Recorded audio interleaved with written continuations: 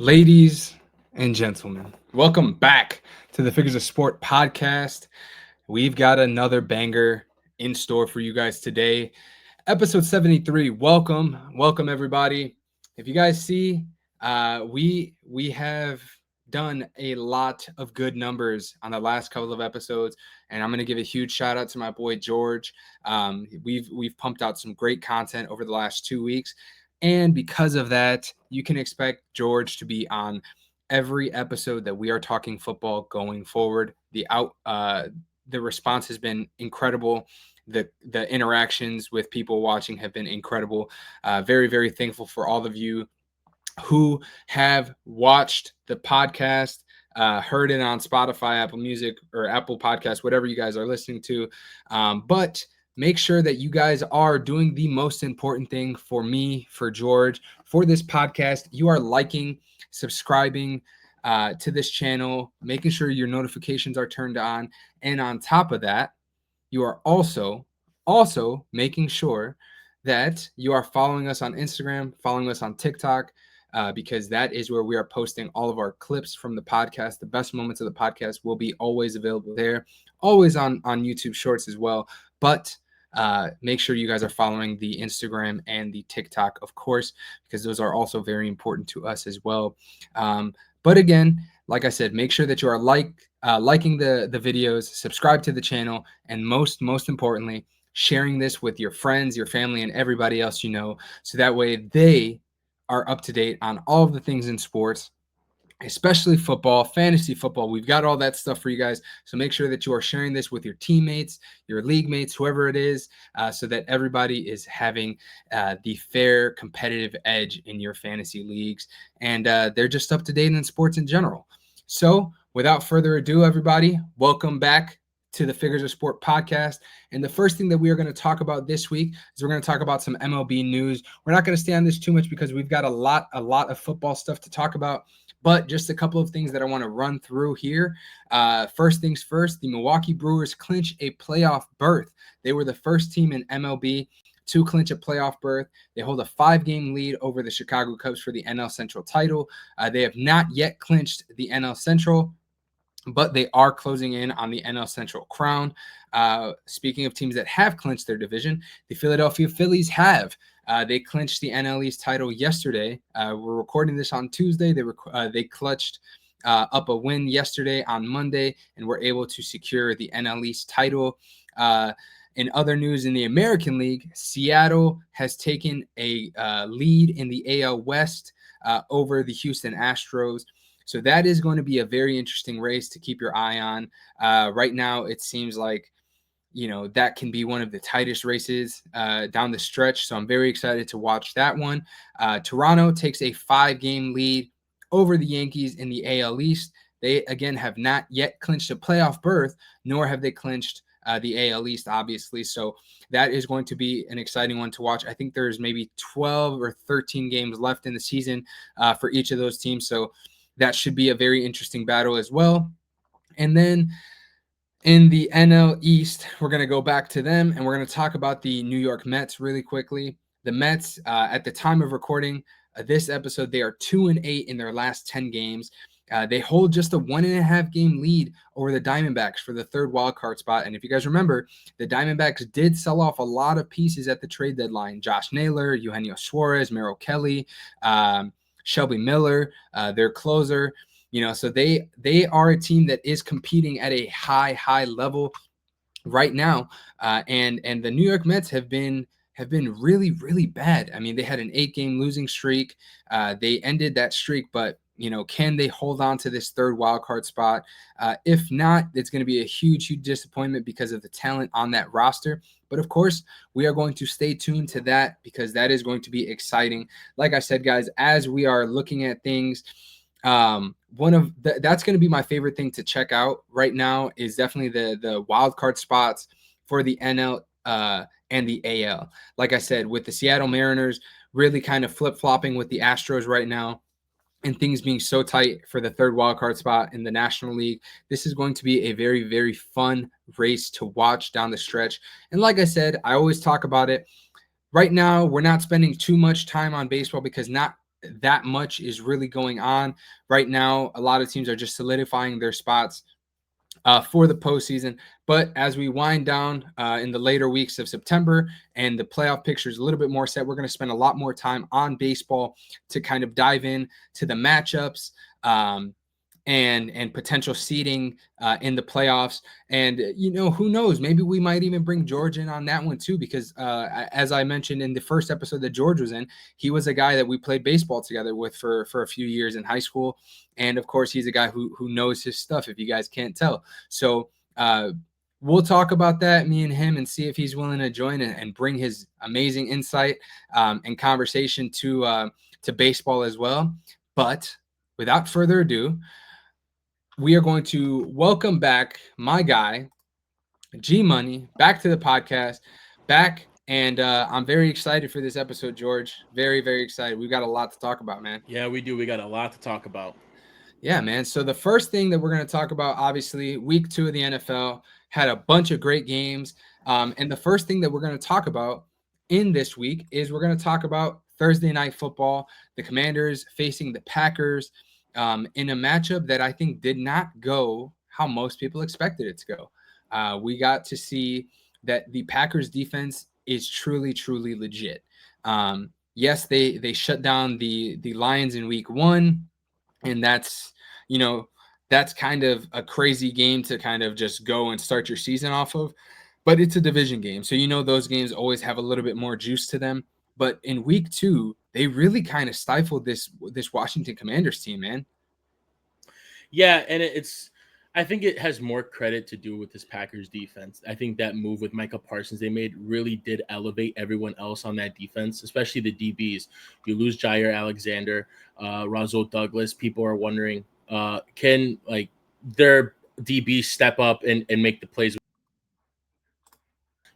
Oh, sorry about that. No, you're good. And they are playing lights out, and it has credit to do with that front four. Micah Parsons is there, Rashawn Gary, and Micah Parsons is not even a full go yet. He's still on a limited snap count. Yeah. And he showed in that press conference some of his a little frustration that he's ready to go and wants to be a full go, but they're just trying to take a little precaution.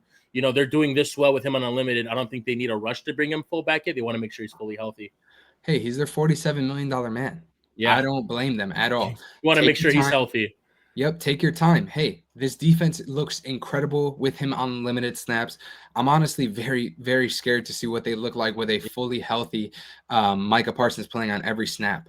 That's gonna be tough to handle, especially as a Bears fan.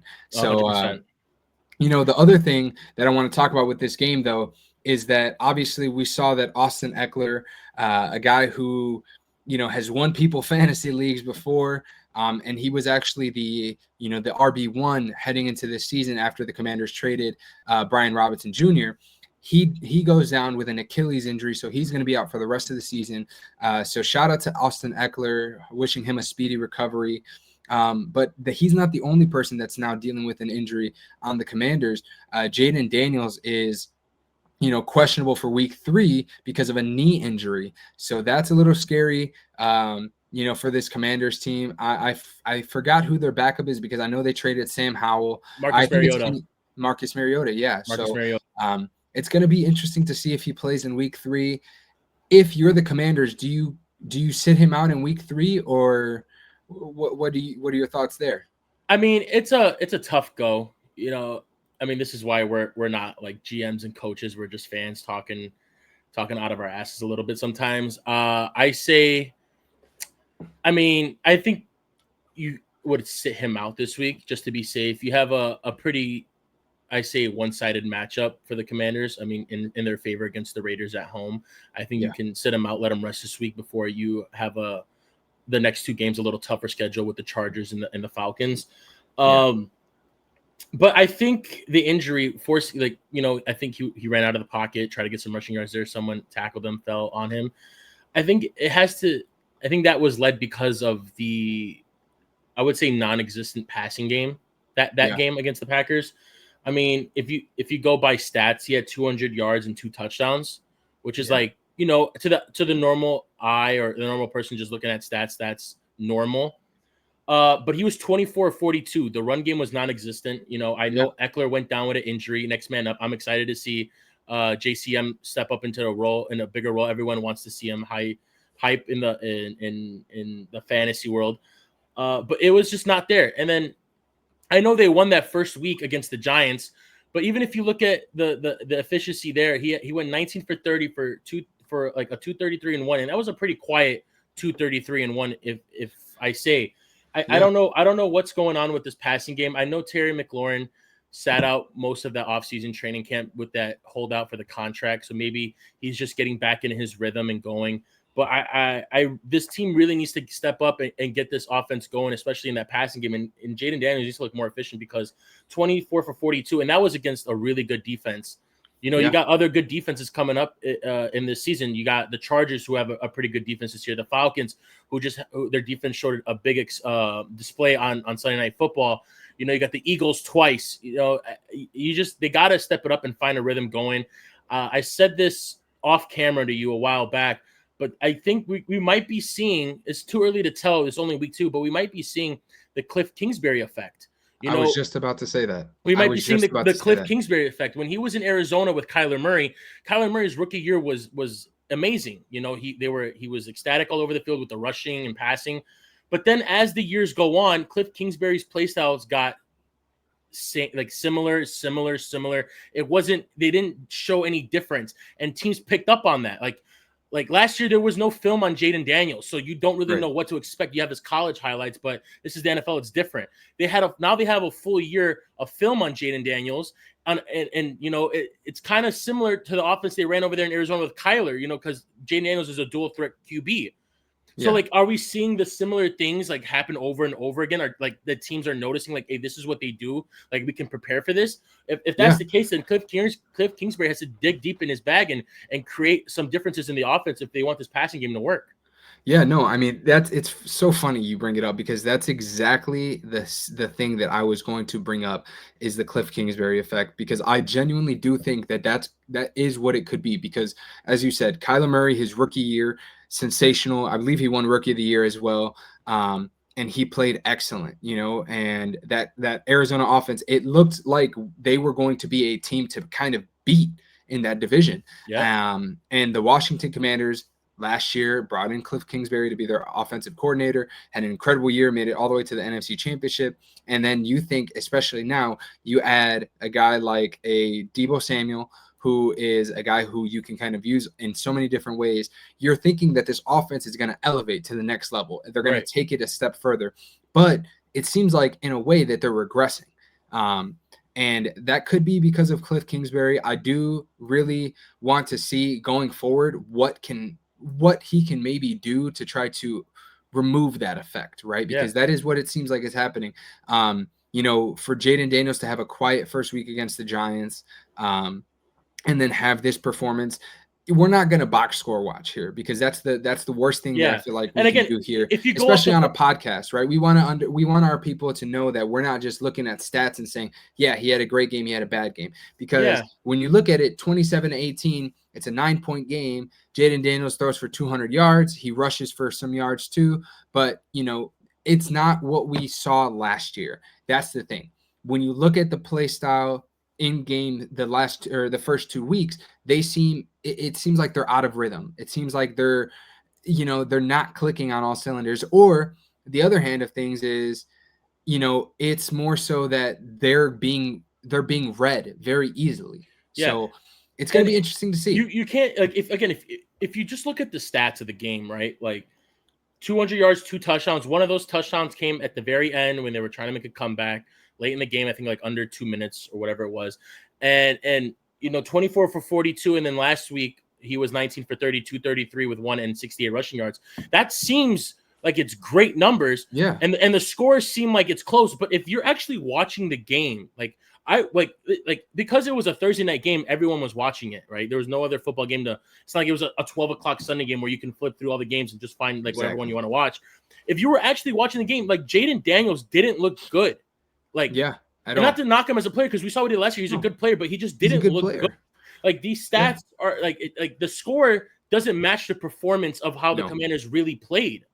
And the Packers the Packers dominated this game from the Yeah, they jump. really did. They really did. And it seems like a lot of these scores, like the score looks a lot closer, like you said, because of some of the garbage time plays when, the Packers maybe kind of knew they had this one in the bag. But it's really going to be interesting to see. And now, before we switch over to the next topic, I want to ask you, and we're going to talk about it maybe a little bit more once we kind of get into fantasy talk, but I just kind of want a one-word yes or no. And like I said, we're going to dive into it a little bit later. Is it time to worry about Terry McLaurin? No. Okay. No. All right. We'll talk more in a little bit once we get into fantasy talk. But the next thing that we are going to talk about is the week 2 day slate recap. So we're going to talk about that. Obviously, like you guys know, we've got Sunday Night Football, so that's going to be its own segment. So right now, we're going to talk about some of the day games from week 2, from the 12 o'clock, the 3 o'clock slate. And the first game that I want to talk about, George, you got their hat on right now, Chicago Bears. Let's talk about them. It was belt to ass in Ben Johnson's homecoming to Detroit, 52-21. Amon-Ra St. Brown had 3 touchdowns? 3. Jamison Williams had a touchdown.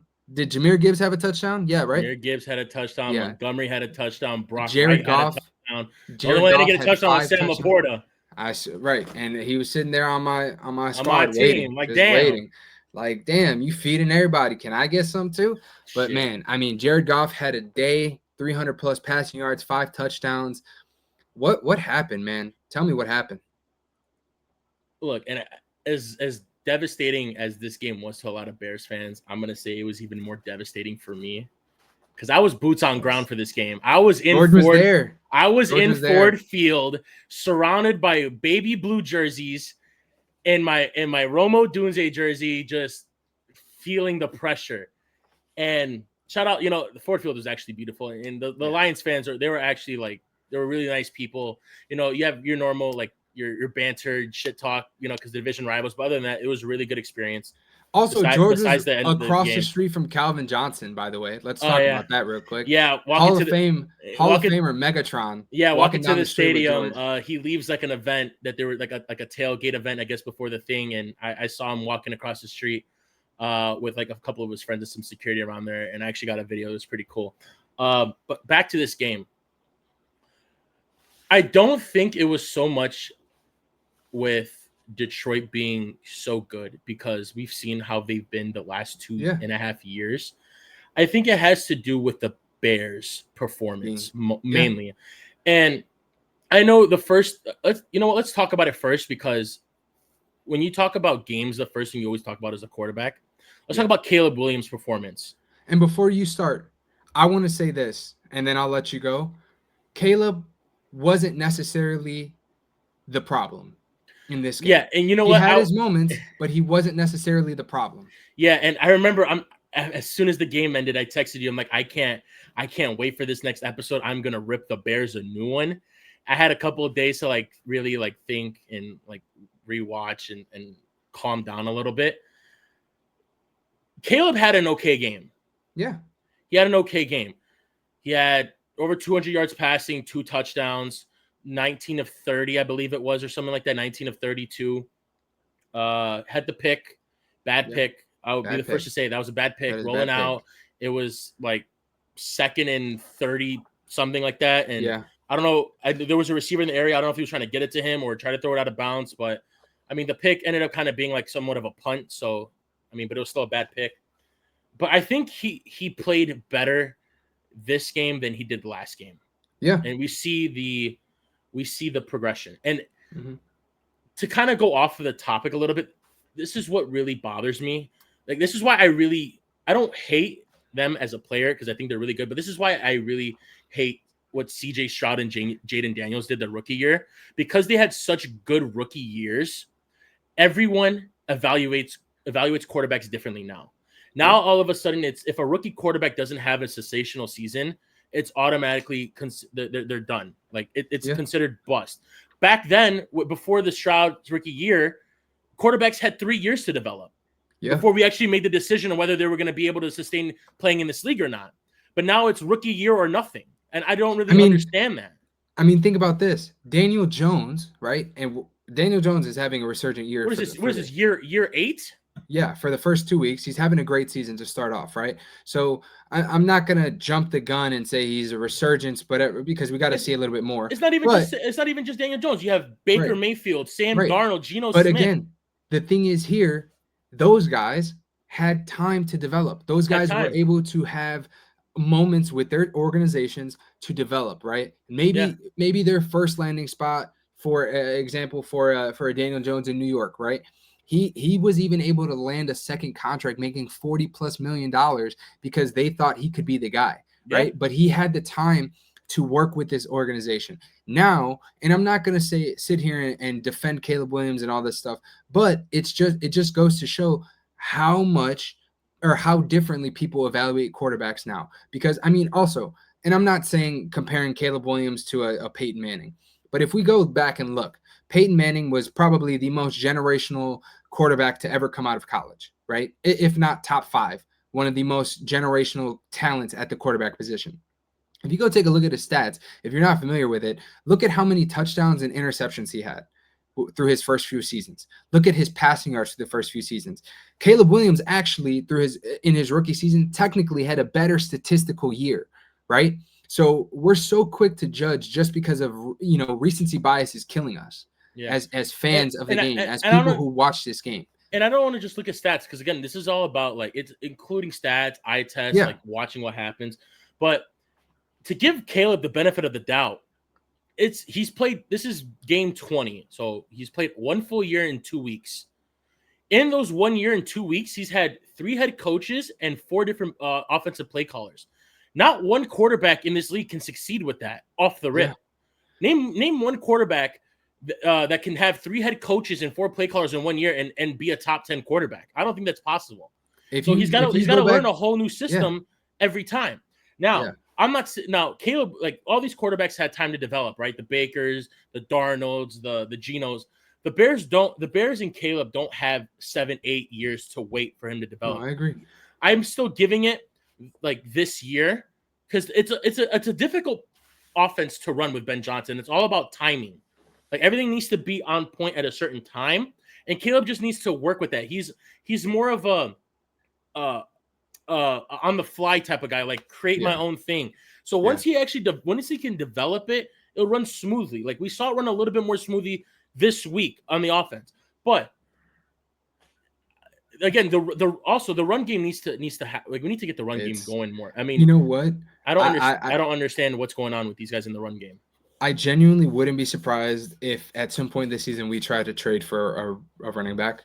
I saw somewhere that people say they should trade for Devon Achane, but that's neither here or there. But I mean, hey, if Miami continues downhill, I wouldn't be surprised. But even then, Achane isn't. To me, he's not a running back that I feel like is going to truly move the needle because he's more of a pass catching back. You need a guy that can get in between the tackles and really go do some damage and really kind of.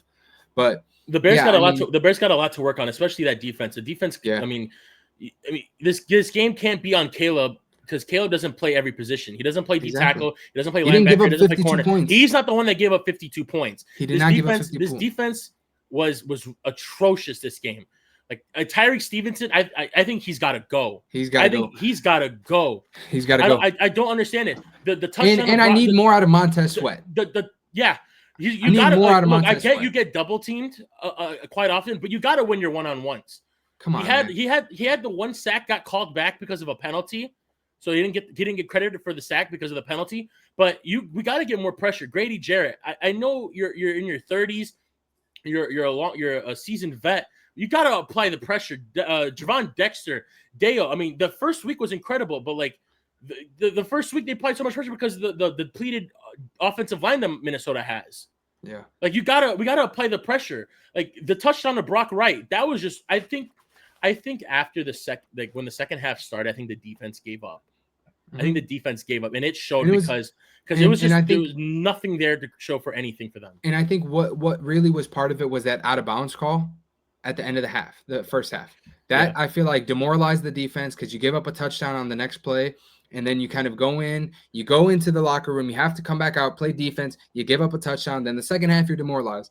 But outside of the defense and Caleb, I want to talk Rome Odunze real quick. Looked fantastic. What did I say in that You first called episode? it. What did I You say in called that it. first And episode? I'm gonna say something crazy. Don't be surprised if next year DJ Moore is not on this roster. Yeah, I I'm think gonna say that now. if Don't be if surprised. the way the Bears are playing continues, and which is terrible because 4 years ago we started this rebuild, and it feels like we're supposed to be at the end of the rebuild and we're starting it again. Yeah. And I this really pisses me off, especially with Ryan Poles. He's drafted 36 players since he's been the GM of the Bears, not one Pro Bowler. It's Since he healthy said- scratch. It's healthy scratch. Yeah. Like terrible player. Like, you know, the Brisker pick was good. Healthy scratch though. Kyler Gordon was, I think, when he's on the field, he's good. Healthy scratch, can't stay on the field. Tyreek Stevenson is a liability. Like Ryan Poles, man, I don't know why they extended him. He's really like that. I don't, even that the Carolina trade was a good trade, but you didn't He's do basing any. his You whole didn't career do, off of that. You didn't do anything with it though with your draft picks. He's basing his whole career off of that, to be honest with you. I something's got to change, and I think it starts at the top. I think they just need to fully like give the reins to Ben Johnson and let him control everything. Yeah, because this is getting out of control. Something's got to change, man. This is it's embarrassing, but this is getting out of control. We're gonna shift to the next game that we want to talk about. Next one we're gonna talk about real quick is the Cincinnati Bengals. They were able to escape with a victory in week 2, but they are gonna lose Joe Burrow for 3 months with turf toe. Which, for the Bears fans, good news because we won't have to face Joe Burrow and this with the Cincinnati Bengals when they face off in November. Maybe we win that game. Oh my God! Right? But Burrow's going to be out for 3 months. We also see Brock Purdy. He's dealing with turf toe. He's more likely to be within the 2 to 5 week range. But Joe Burrow, he needed surgery, so he's going to be out for 3 months, and that's the lighter side of the timeline. So real quick, I just kind of want to know your thoughts. We saw Jake Browning come in. He had 3 interceptions. He did throw some touchdowns, yes, but he did have 3 interceptions. Do you think that the Bengals can potentially compete for a playoff spot with Jake Browning, or do they need to make a trade for a quarterback somewhere? No, I don't think, and I think they do need to make a trade for a quarterback. And man, would this be exciting if they go and trade for Jameis Winston? Yep. Can you imagine? He might throw a lot of. He might throw a lot of picks, but Jamar and T are going to eat. I think Jameis Winston, the type of player he is with Jamar Chase and T Higgins, I think they have like 4-5 primetime games this year. So seeing Jameis Winston with those 2 receivers on primetime would be exciting. I think they should trade for someone like that. But honestly, if they go with Jake Browning, they signed someone off like the practice squad too, I believe. Yeah, they did. If that's what they're rocking with, I don't see them competing at all. I think they got to go get Jameis. I think they go get Jameis. I mean, shit. They hit the Bears up. I'll give you Tyson Bagent for a 3rd round. They might eat some dubs. They might eat some dubs if they go get some Jameis. Going to this Burrow injury, I think the front office is to blame for this one. 100%. It's I saw a little bit on Joe Burrow because if you look at that play, he held the ball too long. I mean, it's Joe Burrow. He's been known to hold the ball a little too long and create an explosive play. But knowing your history with injuries, you kind of gotta like make that decision. Like it's 3rd and long. It's 3rd and 8, 3rd and 9, and you're holding on to the ball that long. I think you just get rid of it. But this has to do with the front office mostly, like 90% of the front office. It's year 5 for Joe Burrow. Year 1, he goes down with an injury. I think it was an ACL. Year 2, goes to the Super Bowl, still with a bad offensive line. Year 3, wrist injury, still a bad offensive line. Year 4, puts up MVP numbers, still bad offensive line. And year 5, and your defense is worse. And your defense every year is getting progressively worse. Your defense every year is getting progressively worse. Your offensive line every year is getting progressively worse. I don't know how. They're not adding anybody, and it's the same guys, but they're getting worse. And then year 5, it's a bad offensive line again, and he gets hurt. So they're spending all this money on Joe Burrow, which they should because he's the only reason they've ever seen the playoffs. Jamar Chase was good. T. Higgins, you get your money there. But you do this holdout on paying what's his Shamar Stewart. Is that his name? Yeah. Shamar Stewart. You end up paying him. Trey Henderson, you end up paying him, which are good, but you're not adding anything to your offensive line to help protect the franchise. Yeah. And then this happens again. For the 3rd time in 5 years, he gets hurt. So I don't understand what the Bengals organization is not understanding. And honestly, Joe Burrow should request out of there if I'm him. If I'm completely honest with you. I mean, I think the only thing keeping him there at this point is the fact that Jamar's there. I really do, because I mean, if we look at some of the numbers, I saw some today. Joe Burrow is actually he's taking more sacks than Andrew Luck did, who retired early in his career. So we have to have a serious conversation about this Bengals front office, because of the fact that they are not doing what they need to protect their $50+ million quarterback and a guy who is supremely talented in Joe Burrow. When Joe Burrow is healthy, he is a top 5 quarterback in the NFL. And look, we're maybe Bears fans. 3. We're not one to really talk about offensive lines, considering how bad ours have been. But we never had a Joe Burrow quarterback to protect. Yeah, you got a top 5 quarterback in the league. You got to make sure he's on the field to play. And on top of that, as Bears fans, we know what a bad O-line looks like, 100%. And that's a bad O-line. That's a bad O-line. They got to do some things over in Cincinnati, because this is only going to continue if they don't start to look at themselves in the face and realize that they need to make some serious changes to protect their quarterback. Yeah. Now, we'll move on. Next topic, we're going to talk about Mac Jones real quick. Man, Mac Jones, 279, 3 touchdowns, steps up big. I mean, to be honest with you, what's so crazy is if you look at the numbers, CMC had probably less carries than we expected him to, especially in a game that probably had him kind of written all over it. Mac Jones went on, threw the ball 40 times, man, but had a great game. Yeah. Shout out to Kyle Shanahan. He got his guy ready, and they might be able to stay in contention. They're 2-0. They started 2-0 on the road for the first time in a couple years, and surprisingly, the last couple times that they were 2-0 on the road to start the season, they made the Super Bowl. So if Mac Jones can continue this, this performance over the next few weeks until Brock Purdy is back, this team, we talked about it before. They have the easiest schedule in the NFL this year. This is a team that could compete, and if Mac Jones can continue this for the next few weeks without a George Kittle as well, it's going to be good signs for the San Francisco 49ers. Yeah, and I was paying attention to this game. This happened during the 12 o'clock game, so I was at the Bears game, so I wasn't really like watching it, but I was keeping up like on my phone. The main thing I have about this game is, did the 49ers overpay for Brock Purdy? I was going to ask you, but they gave him the, what is it, $50 million a year? Yeah, I think Brock Purdy's better. Don't get me wrong. No, I do think Brock Purdy is better. But now it comes into play, like Mac Jones comes in, does that performance. Granted, it's the Saints. We projected him to go 0-17. A lot of people have him going 0-17 as probably the worst team this year. But honestly, through the first 2 weeks, they put up a fight. Both games. They kept it close against. They almost won. They almost came back and won against the Cardinals, and they only lost by 5 against the Niners. Granted, no Purdy, no Kittle, probably would have been a different game. But it has some concerns for me about Brock Purdy. Did the 49ers overpay for him? Because this just proves, because we're not going to sit here, because this can go one of two ways, Mac Jones' performance, right? We can either sit here and go, is Mac Jones legit? Pro Bowl his rookie year, 10 wins that year, but then he's been a complete disaster after that. And, it was just bad play after season after season after season. Or does Kyle Shanahan's system work for anybody? Yeah. And you're not going to go there and say Mac Jones just became this out of nowhere. It's most likely it's like 80-90%. This is a Shanahan system. Yeah, and what too? Yeah. It's like when you kind of look at it over the last few years, they had Jimmy Garoppolo. Yeah. Jimmy Garoppolo, very similar archetype as a quarterback to a Brock Purdy to a Mac Jones.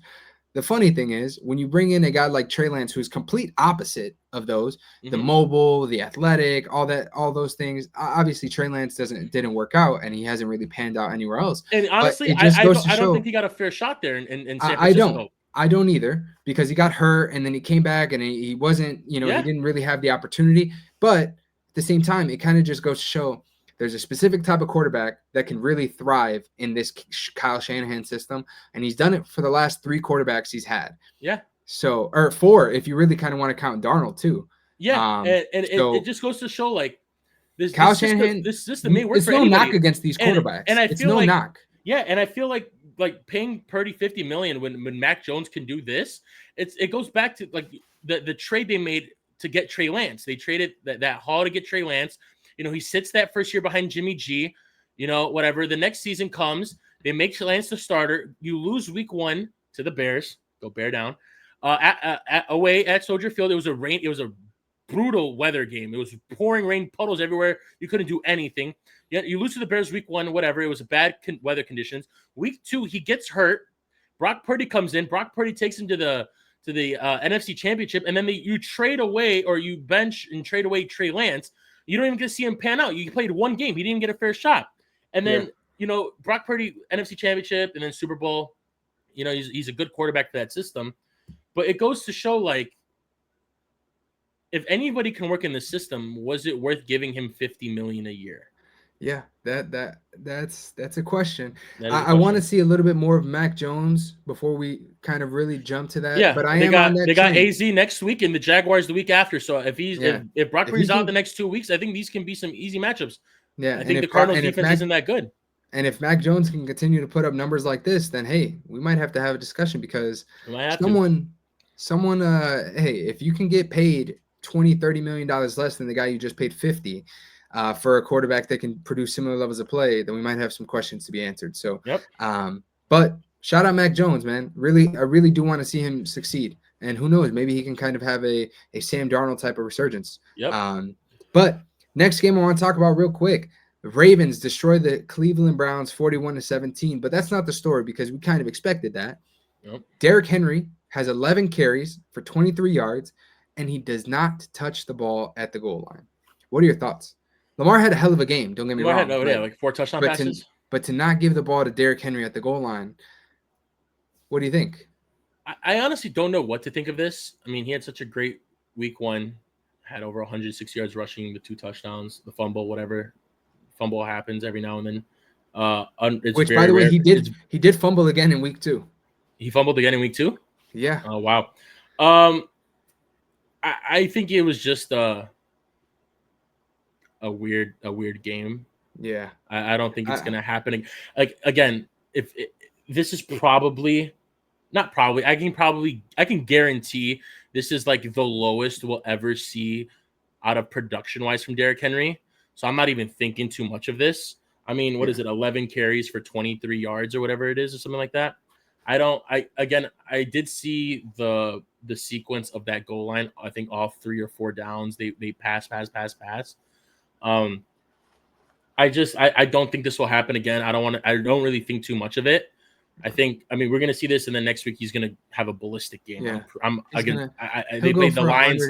They play the Lions on Monday Night Football. I think he's going to go ballistic, and I'm not really thinking too much of this. I don't like. There's not much concern for that. I think it's just I mean, you got Lamar Jackson as your quarterback. There's going to be times where you guys are going to have a run heavy game script and a pass heavy game script. Yeah, so, I'm not. It's not much to like they're usually a team that's pretty well balanced, so it was just unlikely, I guess, for them to have a game like that. But I think it's not really too much to worry about. I think he'll be back to scoring touchdowns and rushing the ball 15-20 times in a couple in the next. I mean, he got 11 attempts. It wasn't like crazy, but it's just the yard production. I just think it was just unexpected. Yeah, but again, Cleveland does still have a relatively solid defense, so that could be part of it too. Hey, if Lamar saw things open on the pass game, you got to take what's working. So. Yeah, I'm not going to think too much. I mean, I think it could go into the fact that historically, Lamar doesn't really play that well against the Browns. So I think maybe Stefanski was just like, let's eliminate Derrick Henry and force him to throw, which is kind of bit them in the ass a little bit if you think about it, especially 2-time MVP. But I mean, if you go historically, like he's played like kind of not bad, but average, like maybe even a little below average against the Browns. So they try to like probably eliminate the run game because they know like they've played so well defensively. If Lamar has to like air it out, so they took a gamble. They lost 4 touchdowns. But again, I don't think this has to do anything specifically with Derrick Henry. Yeah, and I bet you the next time we see the Ravens play the Browns, it might be a completely different game script. So, Derrick Henry's going to want his get back for sure. 100%. So, especially after the talk that was talked before the game. So, I think he's going to get his get back at some point this year. But, man, all right, the next one. Are the Colts for real, bro? Is Daniel Jones that guy? Or is he that guy, or was he just trapped in New York? Because he's looking like that guy. So the one thing I was really thinking about, especially after that win, I think they got lucky with that win a little bit. To be honest, I don't think I've ever, especially when it has nothing to do with the kick, affecting like if the kick is like going to be made or not. I don't think that I've ever seen a leverage call before. Yeah. I think they kind of got bailed out. I mean, granted, he did leverage according like the rules are you can't push down on the center to like lift yourself up to try to block it. Yeah. He did it. He didn't even like come close to blocking it, and it was completely missed. It wasn't like it affected it in any possible way. I think they got lucked out with that win, but at the end of the day, a win is a win. Yeah. My biggest concern are the Colts the last year's Saints? Remember the Saints started off 2-0, very hot. Everyone had high hopes for them after the 2 weeks, and then it just went downhill from there. Yeah. We might see the same thing that happened last year. Like they start off hot, 2-0. Daniel Jones is going ballistic, and then it might take a downturn. But I just think with who they play over the next couple of weeks, we might not see that same effect, only because of the fact that, I mean, also you think about it, right? Like last year, the Saints, yes, they have Alvin Kamara, they have Chris Olave, they have a talented roster in certain aspects. Yeah. And if you kind of compare, I think this Colts team might just be a little bit better. You know, you have Michael Pittman, you have Tyler Warren, you have Josh Downs, you have JT. Yeah. You know, so I think they have a better roster than last year's Saints do, talent-wise. But again, I mean, they play Tennessee next week, and then after that, you know, if I'm not mistaken, they play the Rams. So I think week 4 we'll really see the test as far as if this Colts team is legit. Yeah. Because next week, I mean, the Titans, they might kind of put up a little bit of a fight, but I do have the Colts winning that game, and we're going to talk more about our predictions a little bit later. But I do think that they can win that game. So I think week 4 is really when we can revisit this discussion and really see, hey, is this Colts team legit based on the performance of Daniel Jones in week 4? You can't really say anything bad right now. They're playing. Daniel Jones is playing out of his mind. I think this is the first time in his career where in his first 2 starts he's had over 600 like yards and no turnovers. And they're offensively they're firing on all cylinders. Daniel Jones is having great performances, and it's not even taken away from Jonathan Taylor at all, like you would expect if the passing game is there. Jonathan Taylor is having a great game. Tyler Warren, the rookie, he's phenomenal. I think if you go category by category, especially like weekly, he's on pace to have a better year than Brock Bowers did last year. Yeah. He has, I think it's like 157 or something yards through the first 2 games or something like that. So, I mean, he's first in contested catches. He's first in yards after the catch. He's first. I think he was. He's really showing out for this Colts team as a rookie. Now I'm here for it. Hey, I love to see it. You know what? We talked about it in the first episode. We love good quarterback play. I love competition in the NFL. I don't want everything to be a cakewalk. And the fact that you have another team that looks to potentially be some competition and just make things exciting in the NFL and the AFC, I'm all for it. Yeah. Shout out Daniel Jones. Keep it up because we really want to see it. And like I said, after week 4, we are going to revisit this discussion. And that Rams defense has seemed to be pretty good through the first 2 weeks. It's going to be interesting to see what he does against that Rams defense. So, but yeah, we're gonna keep an eye on that.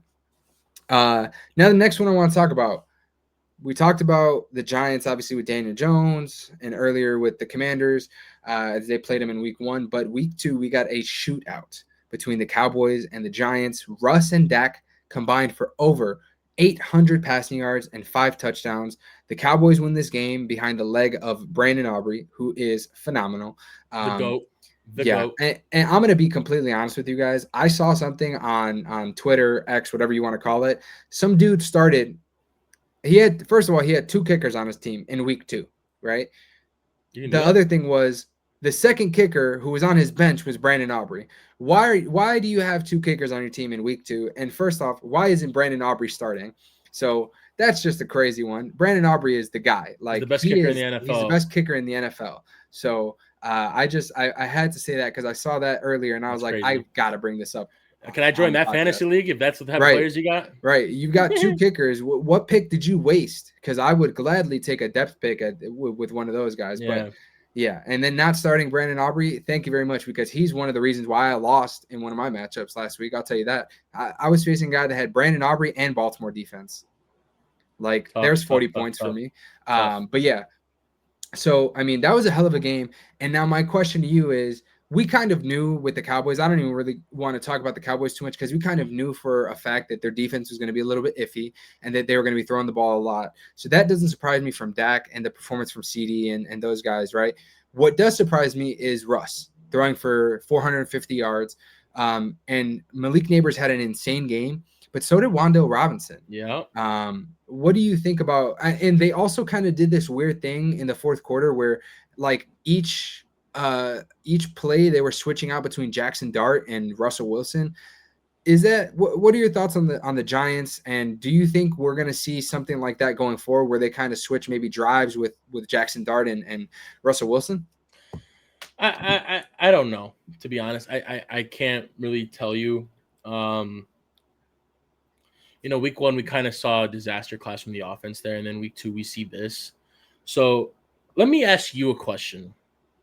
Hit me. Is Russell Wilson back, or did he just buy himself for more time? Because week 1 we saw the struggles. It couldn't get anything going offensively. We see on the sideline Malik Neighbors in the crash out he had with Brian Dable. Everyone's already calling for Jackson Dart to start. It's only been week 1. And then I'm thinking Russ, because of that, he knows the tension, what's going on. I think Russ is going in there and basically just saying, I'm just gonna let it fly. Yeah. I'm just gonna air it out all game. Yeah. And then we see this performance. And is Russ back, or did he just buy himself more time as a starting QB with this performance? I'm going to be honest with you. I think it's a little bit of both. I do think it's a little bit of both, only because of the fact that, when you really come down to think about it, right? Like, we saw Malik Neighbors was upset in week 1. And in week 2, he got fed the ball. And obviously, when you're feeding your superstar wide receiver the ball, he's going to make plays. So I think part of it is Russ might be able to kind of buy himself a little bit of time by showing, hey, if I feed my receivers and if I do things, maybe try to not be so conservative, because I feel like in week 1 we saw him try to, like, not do the things that we kind of saw early in his career with Seattle, right? Like, maybe try to fit the ball into tight windows, hit guys in stride, and we saw him have like a beautiful deep ball right at times, hitting Neighbors, hitting Wan'Dale. Like, so I think part of it is with his performance, he bought himself some time, but I also think that we saw him kind of take the leash off of himself a little bit and kind of just say, hey, I could still do this. So I think it's a little bit of both. But I definitely think he bought himself some time, because even though they lost that game, his performance was incredible. Like, you can't knock his performance. 450 yards is not an easy feat to do. Yeah. And throwing multiple touchdowns. If I'm not mistaken, I don't even think he threw a pick. If I'm not mistaken, and I'm going to confirm that right now. He threw the pick in OT that kind of you're right. Balanced the ball to win the OT. You're right. So, I mean, but outside of that, in regular time, 3 touchdowns, 450 yards, no pick until overtime, right? So he kind of showed his, what he can do, and what he's done throughout his career, when he was successful. But I just think that a lot of it is the fact that, 1, he's kind of taken the leash off of himself, and 2, he knows that Jackson Dart is hot on his tails. He's got to perform, or he's going to be another year where he's benched and he's not going to be playing somewhere. Yeah. So, I mean, think about it. Last year he was benched for Justin Fields, and then he came in and, he led them to the playoffs and things like that. But was he as good as he could have been? Absolutely not. Right. I think this year he knows that he's got a young gun sitting there on the bench behind him, and he's ready to take the reins. There's a reason why Jackson Dart was named QB2 and not Jameis Winston.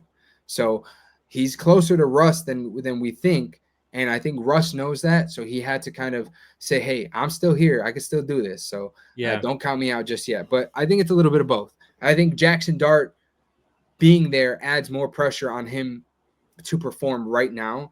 And I think that's why we kind of got to see Mr. Unlimited be Mr. Unlimited.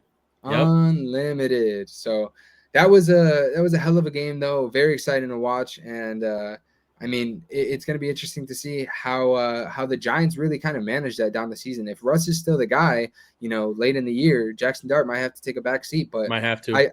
I genuinely wouldn't be surprised if there's going to be some moments where we start to see Jackson Dart kind of come in, and kind of show what he can do at some points of the game. And maybe kind of similarly to how they did last year, using Justin Fields in packages when Russ was a starter. I wouldn't be surprised if Jackson Dart kind of comes in to run some specific type of plays, at least maybe later in the year if Russ is kind of starting to decline a little bit. But yeah, that was a solid game. I really enjoyed watching that game. That's for sure. I mean, 77 points in that game, and we did not expect that. So hell of a game right there.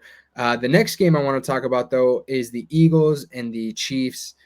And the first thing I've got to say is the Eagles' pass game is non-existent.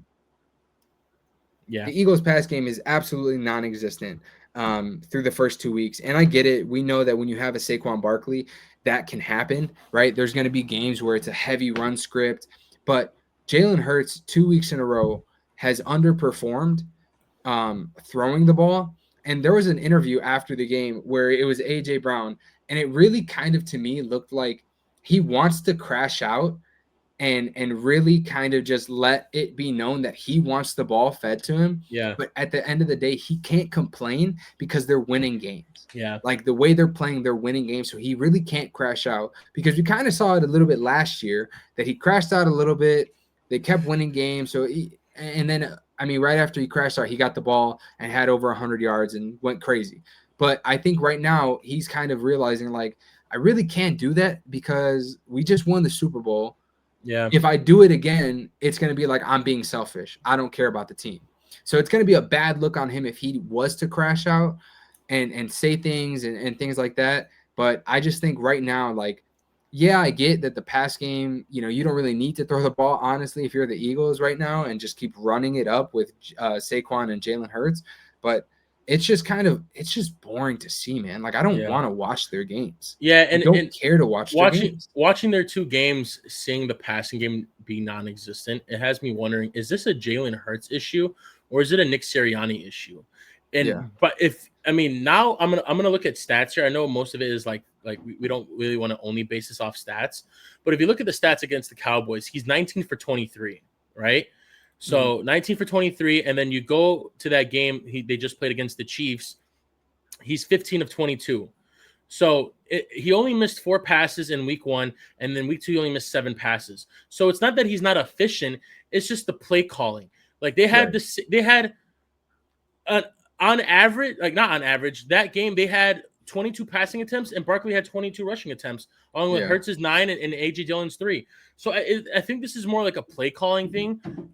Again, you can't really say anything about it because they're winning. So it's like, why? Again, if it's not broken, don't fix it. They haven't needed to rely on it yet because they haven't been able to stop the run yet. Like no one has been able to stop their run game. So I don't think it's a Jalen Hurts can't throw the ball issue, because it seems when he does throw the ball, he's very efficient. Yeah. I just think it has to go with what the game plan Sirianni wants to go with, and it's right now it's just run because he's getting success with it. And I mean, I think the other thing too that we got to take into account is that this is a new offensive coordinator as well. I understand Sirianni is the one that's probably calling the plays, but this is a new offensive coordinator as well. And that could be part of it. If his input is, hey, we got the run game going, like we're going to stick with the run game, because like you said, it is very balanced. 22 pass attempts to 22 rush attempts from Saquon, and then, 9. So, I mean, they're running the ball, obviously, 65% of the time, but, it's not like he's efficient and they're doing it, and it's kind of a little bit leaning towards the run game. But it's just, it feels like when Jalen Hurts is choosing to throw the ball, it's like it's 5 yards here, 5 yards there. I mean, his longest throw week 1 was 51 yards. That was the one, bomb to, I think it was Jahan Dotson. Yep. And then last week, I think it was the one to Devontae Smith in week 2, if I'm not mistaken. Yeah, I think so. So it's like you're taking like 1, maybe 2 deep shots a game, and I just think that there's definitely more opportunities to kind of get your receivers involved. So, I think it just opens up the question. It's like, like you said, is this a Jalen Hurts thing or is this a Nick Sirianni thing? But then the next question is, at a certain point, do your receivers start to get fed up? Because at the end of the day, these guys, I understand winning is a part of the game and football is a team sport, but I mean, these guys want to be involved too. Yeah, I'm gonna call a shot on this. I think they got the Rams next week. I think they're gonna have to start throwing it. Yeah, I don't think they're gonna beat the Rams with just the run game. Yeah, I think the Rams offense is really good, and they're gonna put up points. So I'm pretty sure Sirianni's hearing all the talk about no passing game being there for them. I think this next week we're gonna see it on display. So I mean, if you have fantasy owners, I know it's a questionable thing, and you're probably debating whether or not to do it. I would start AJ Brown, Devontae Smith this week coming up. It is an NFC championship rematch. The Rams are looking to get their get back, and I think this is where we're going to see that passing game be evolved a lot more. All right, we'll see. Now, before we move on to Sunday Night Football, is there any other games from this week 2 day slate you want to talk about? No, let's go to Sunday Night Football. Falcons. So the Sunday Night Football game was between the Falcons and the Vikings. And I mean,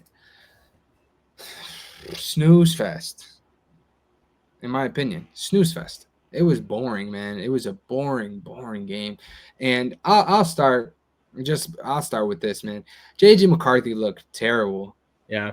He looked so bad. And I think what makes me even more upset is the fact that he does this right after leading a fourth quarter comeback against the Bears. Yeah. And it kind of just makes the Bears look that much worse, which is what really pisses me off. Because it's like this Falcons team, and they're not really like, I'm not going to knock the Falcons defense, but they completely shut down JJ McCarthy. They destroyed him. And they put so much pressure on him. And then the thing that even makes me more upset was this Falcons defense was able to sack him so many times. We couldn't get pressure on him at all, right? It felt in that second half, that fourth quarter especially. And it's like, and now JJ McCarthy is supposed to be out with an ankle injury. I think he's out for week 3 for sure. And he could be out 2 to 4 weeks with an ankle injury. But yeah, man, I mean, it was just a snooze fest, and it was disappointing to watch. Kind of like, I feel like we had a bunch of great, exciting games on Sunday, like during the day slate, and then to have that to end the night was just boring, man. I mean, but Bijan had an incredible. Yeah, Bijan had an incredible game. Yeah, and I mean, he continues to shine. I think he's really making his case for being one of probably the best running back in the league. He's just like last week we didn't see much rushing production, but the receiving production was there. And he said, "All right, watch this." And then he goes off and in the rushing game, he had I think he had like 143 rushing yards on 20. They just fed him the ball. Yeah, I think he had the ball like 75% of the game. Yeah, he had 168 total yards. Yeah, it is crazy. And then I mean, going to this Falcons defense, I mean, they forced JJ 11 for 21, 158 yards. 2 interceptions and I think a fumble loss too. Yeah. I think they said that if JJ McCarthy literally spiked the ball every play this game, you'd have a better QB rating than what he had. Yeah. I get his second game in the season. You know, you can't really make the assumption if he's good or not. But I mean, he had, in my opinion, and this could be just a bias as a Bears fan because he's a division rival and what he did post week 1. But I know he didn't play his rookie year, but he sat his whole rookie year and learned. He learned the offense, how Kevin O'Connell does it. He learned from Sam Darnold. But to see a performance like this, it's like, especially after doing what you did week 1, we need to see it. And I don't know, maybe he picks it up when he comes back from that thing, and if not, then the Vikings might be in trouble if he continues to play like that. I agree. It's going to be tough to see, but we are going to keep an eye on that for sure. Yeah. Monday Night Football time? Let's do it. All right. So Monday night, we had 2 games, and I'll be completely honest with you, man. Like, I just don't know how I feel about the Monday night doubleheaders. I feel like there's just so much football. Like, I like it.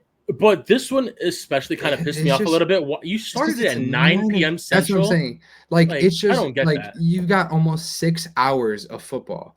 like through 2 games because one starts at 6, the other starts at 9. Like I'm okay if you guys start one at like 6, 6:30, and then another at like 8, 8:30. Like I'm okay with that because I can double box it and I'm cool. I mean, it just felt like by halftime of the second game, I was just like, man, I'm tired. Like Even the Monday. the last couple of years they've done it. The first game started at 7, the next one was like at 8:30. Like even if Yeah, like you like push it to 8:30, like it's still normal. But this one yeah, was like it just like felt like the gap was too far and it was just too yeah, like long. And for us, we were Central Time. The game didn't end until midnight. If you're on the yeah, East Coast, it's like 1 a.m. Like you yeah, got work the next day. You yeah, know, you it's got to kind of it wake was. up for work, and I it's don't understand why they did it, but I mean, I hey, don't know. But I these mean, I'm games not were gonna really good. complain. These games were I'm not good. gonna complain, but because we did get some good games. Well, more so the first game than the second game because we'll talk Yeah, about that. But yeah. the first game we got to talk about is the Bucs versus Texans. So I'll kind of just tell you a couple things, and then I want to hear your thoughts. First things first. Emeka Egbuka, kid stays hot, grabs his 3rd touchdown. Bucky Irving continues to do good things. He kind of controlled the entire second half of the game for the Bucs. Um, Baker, I mean, incredible 2-minute drive to seal the game. And I guess to kind of let you jump in here, I want to lead you off with a question. What is up with CJ Stroud?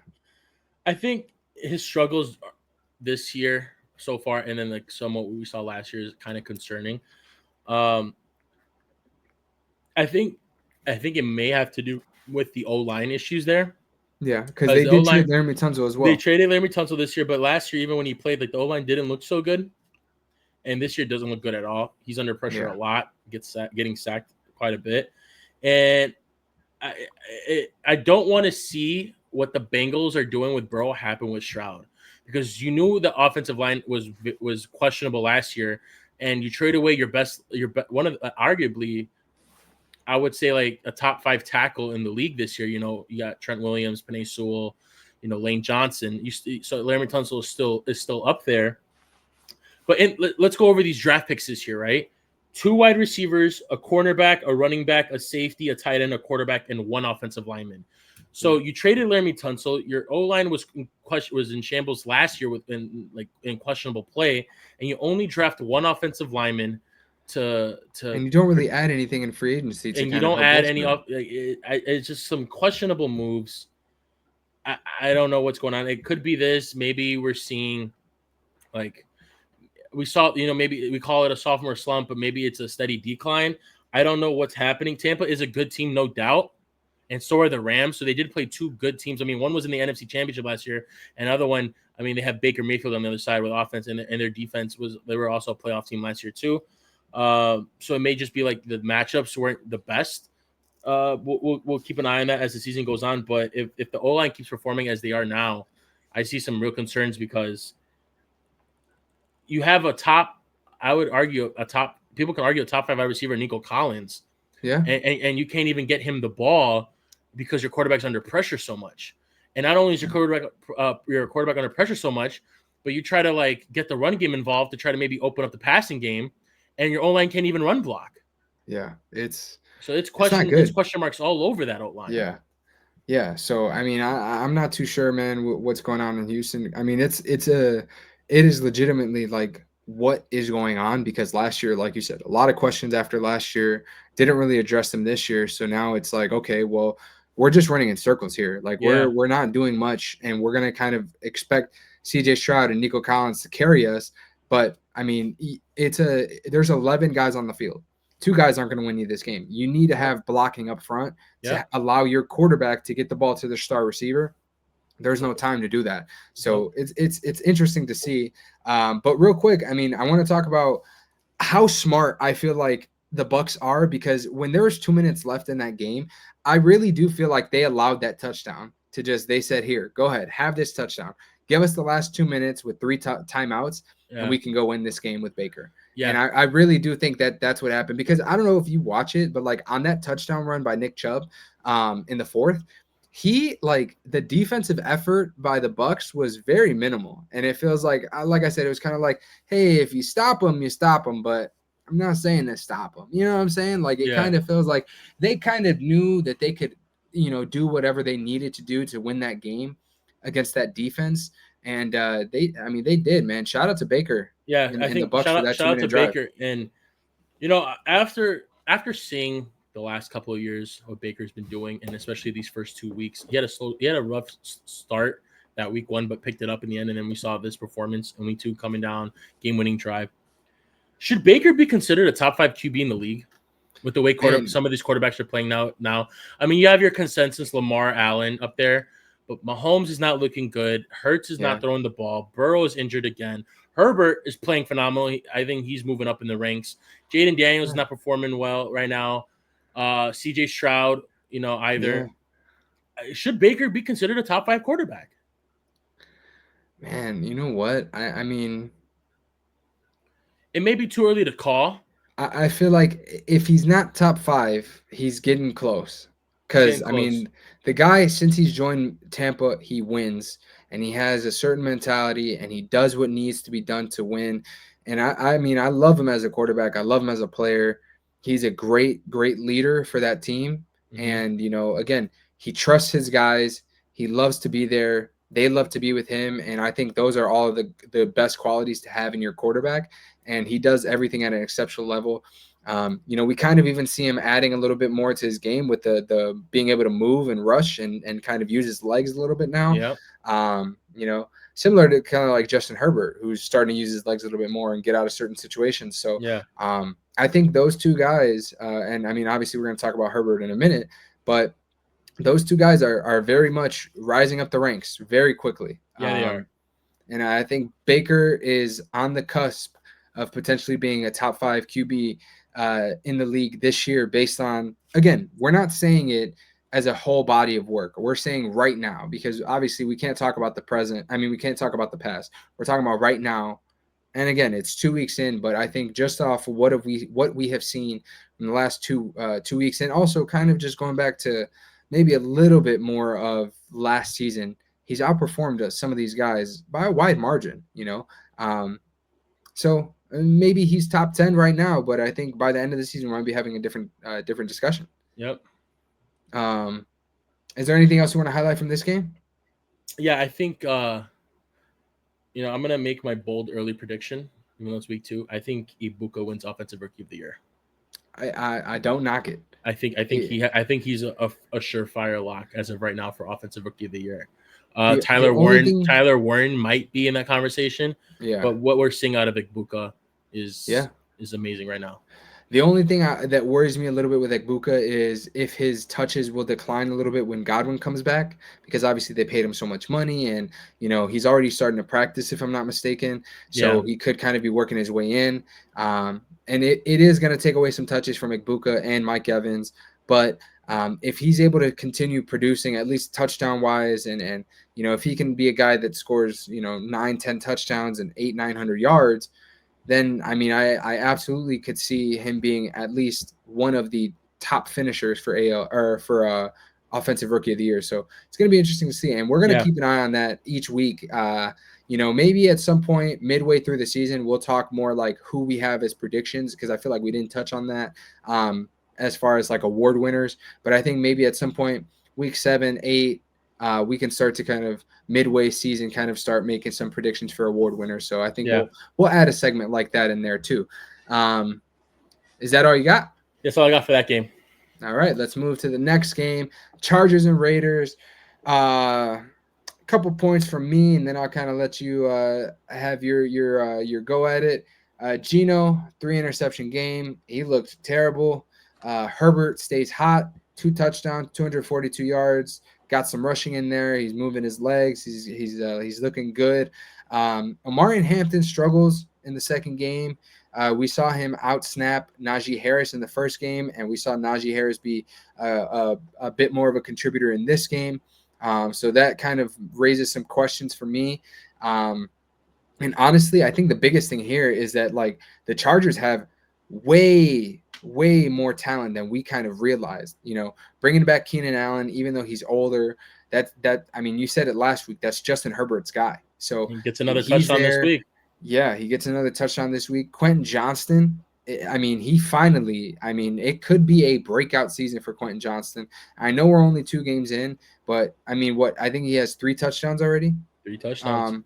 3 touchdowns. He's catching the ball. He's making big plays, and he's I mean, the biggest thing for me, I'm gonna say, is shout out to Justin Herbert because he's had this guy for a couple seasons, and I mean, I think you talked about it last week too. He is not wavering from him. He is not going away from him. He is Saw still 7 trusting this targets. guy. Saw 7 targets again this week. Yep. He is still trusting that guy. And I mean, shout out Quentin Johnston for actually making it a point to, take full advantage of his opportunities because, again, he could have been casted out because of his poor 2 seasons with the Chargers. And this year he's taken it upon himself to really improve. So, yeah, those are the first things that I want to talk about. So let me know what you think. What are some of those things that kind of stood out to you after this game?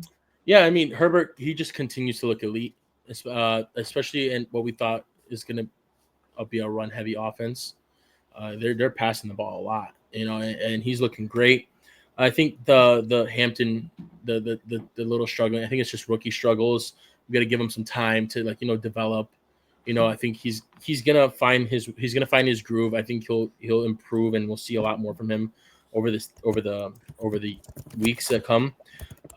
This Chargers defense is stepping up massive. Yeah, I think they're just. I mean, Khalil Mack goes down with the elbow injury early in the game, and it's like it didn't phase the defense. Like they were still putting the pressure on. Quentin Johnston, he could have a bigger role than we thought. We still see he caught 3 of the 7 targets. One, I think, was a drop on him that I would credit him for dropping. The other one was it's just good defense on the pass breakups and stuff like that. But he still has 78 yards or something like that with a touchdown. Still shines in this offense. The main concern I have is Geno Smith. Yeah. Looked good last week against the Patriots, but the Patriots aren't a team that everyone has they're gonna make the other QBs struggle often. They're usually a team where people consider it's gonna be an easy win as of late, the last couple of years per se. Hopefully, they look good this week against Miami. But I'm starting to think, is Geno a product of his supporting cast? We saw his struggles throughout his career. Goes to Seattle, and then he starts shining in Seattle. You have DK Metcalf there, Kenneth Walker, Jackson Smith and Jigba. Is it starting to be like he's a product of his surrounding talent? Because no doubt he has some talent out there in Las Vegas. Brock Bowers being one of the best tight ends in the league. Ashton Genty, they're hoping him to be a top back. They drafted him high in the first round. He still hasn't gotten a groove yet. But if you kind of base off the receiving talent, you're not going to sit here and tell me that Trey Tucker and Jacoby Myers are anywhere near DK Metcalf and JSN. Yeah. So is it a product of who he's throwing the ball to? And that offensive line looked really bad yesterday night against the Chargers defense, especially without Khalil Mack. And they got rid of Joey Bosa, so those edge pressures weren't there that game. But the defense was just on lock, and the line was just pressuring Geno all game, especially when he was trying to go and try to get a quick touchdown at the end of the game, try to bring him back. He was scrambling so far out. He got bad sacks.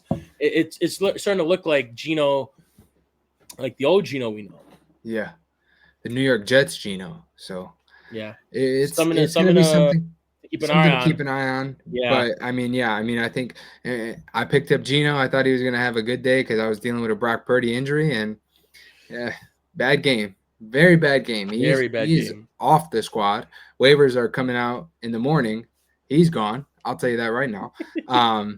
But yeah, man. But I mean, shout out the Chargers, bro. They look good, and I genuinely think this Chargers team, they could.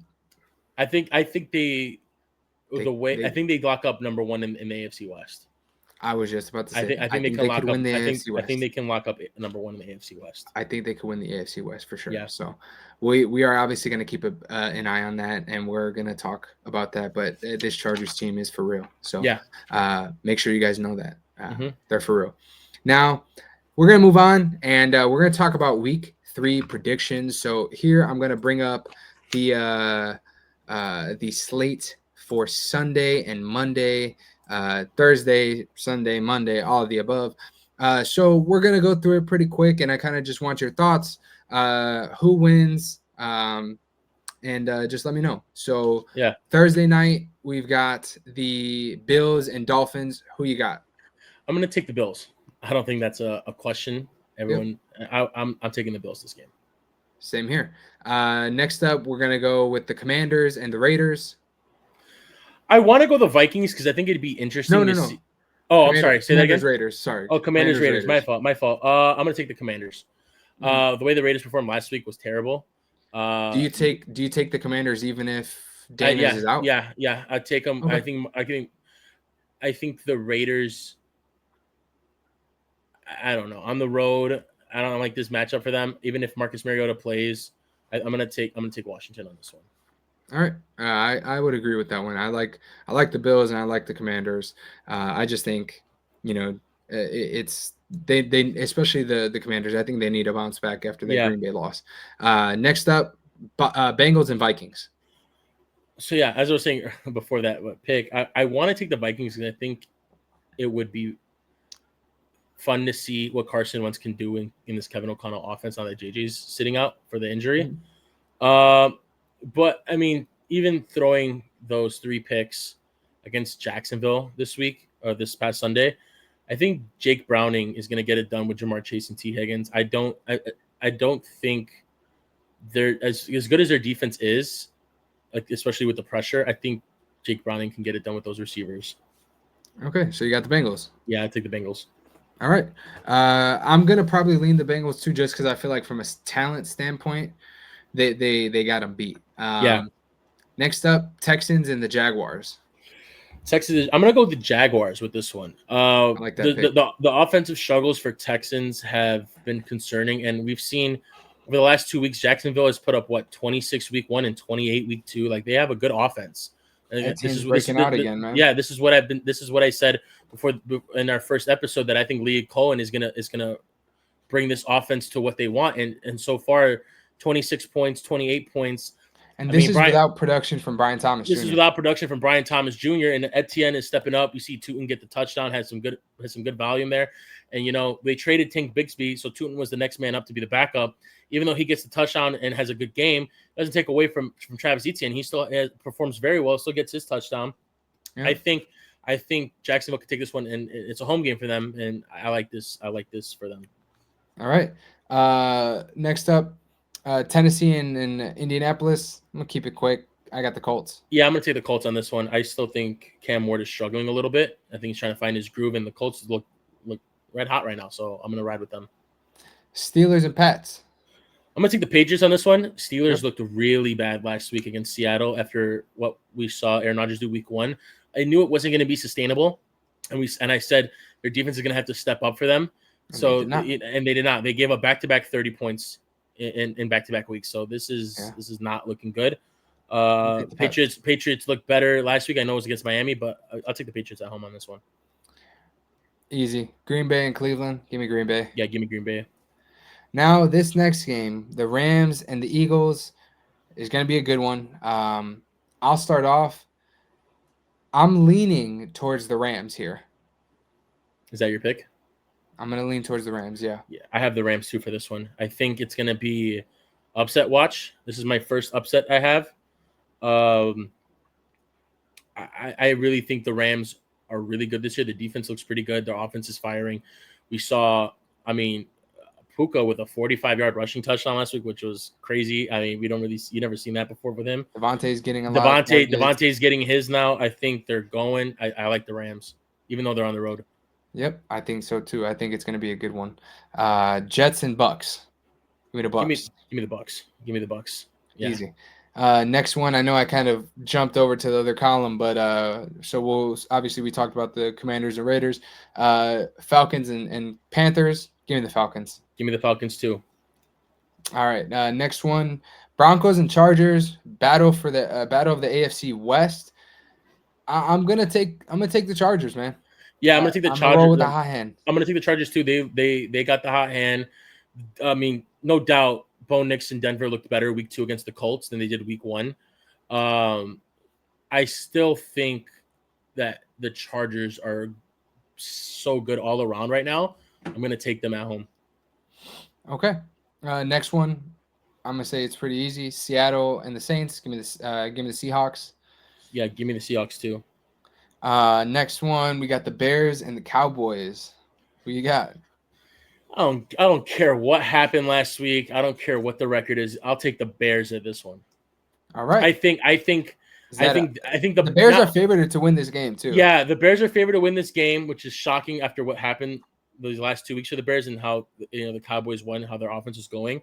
But I think this is a must-win for the Bears. Yep. Not only because to save their kind of help them with their season and maybe go 1-2, maybe it picks stuff up, but I think they need this win because of who's calling the defense on the other side. Yep. I think that is exactly what I was gonna say. Yeah. This has to be a prove-it game. Yeah, this has to be a prove-it game.